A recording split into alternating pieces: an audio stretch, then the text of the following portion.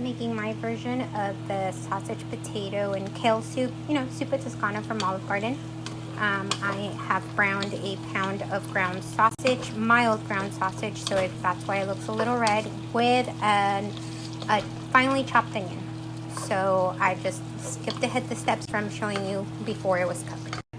While your sausage browns, you want to cut up your potatoes as finely as possible. I used 5 potatoes, 5 golden potatoes.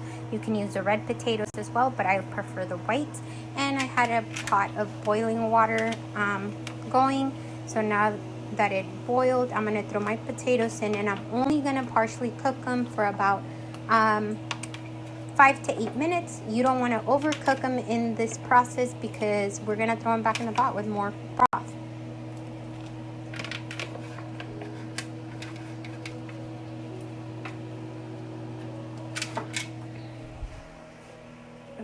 You should also tear up your kale. The kale is up to you on how much you want to put in it. I bought a bundle or a bunch of kale, and I'm using the entire thing because I do like kale. Once your sausage has completely cooked down and it's brown, you want to strain it, and you want the least amount of oil, and even though it's natural oils, you still don't want your soup to be fatty. And I left mine in bigger chunks because I want something hearty, and with this weather we're having right now, I want something comforting, some comforting food. And this doesn't even require any seasoning because the meat's already seasoned. We will be using a 3 cups of milk. This is 2.5 cups, but I have a little bit more milk there. You can use any kind of milk you like. Original recipe calls for whole milk. I don't do whole milk. We will also need 4 cups of chicken broth. I found unsalted chicken broth, or you can buy the low sodium as well. I prefer unsalted or low sodium just because I can control the amount of salt I put into my soup. And we will also need a splash of heavy cream. To make it a little creamy, you're gonna need maybe about half a cup. Okay, we're gonna check on our potatoes.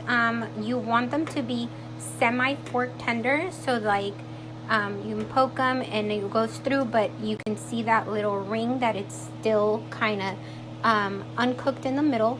We're gonna leave them maybe another 2 minutes, and then we will strain them and we will continue the cooking process. Okay, in the same pot that you brown your sausage and onions, turn it back on. Make sure you have already drained out the oil that was in that pot from browning it, because we don't want the extra fat. We're going to return the sausage and onions to it. We're going to add our chicken broth.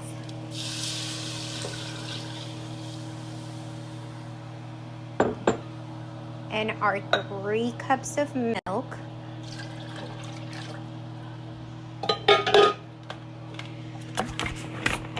Second here.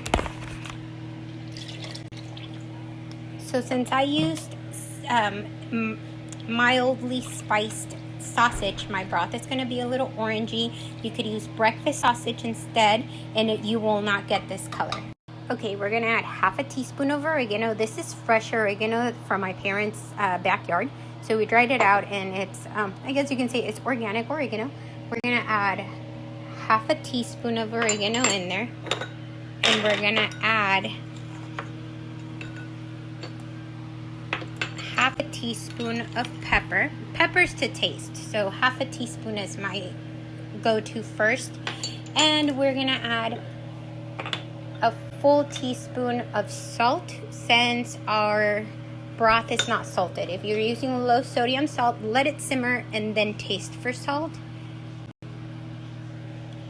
So we're gonna give it a stir, and we're gonna let it simmer for about 20 to 30 minutes. All right, I've left this simmering for 30 minutes. I'm going to just give it a quick stir to incorporate everything in. I forgot to mention, you can also add chili pepper flakes when you add the seasoning and everything else into it. However, my sausage was already spiced and it had chili pepper flakes. So I did not add any extras. So I'm going to add, sorry, it's kind of hard to record and do everything at the same time. I'm adding my potatoes in. You want to add them slowly. You don't want them splashing. You don't want to burn yourself. Remember, it's hot. It's soup. We're going to add these in.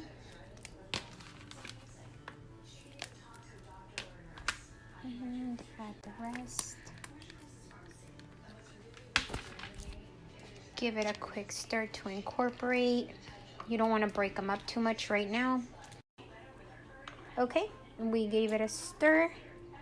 I am gonna add a splash of heavy cream just to make it a little creamier.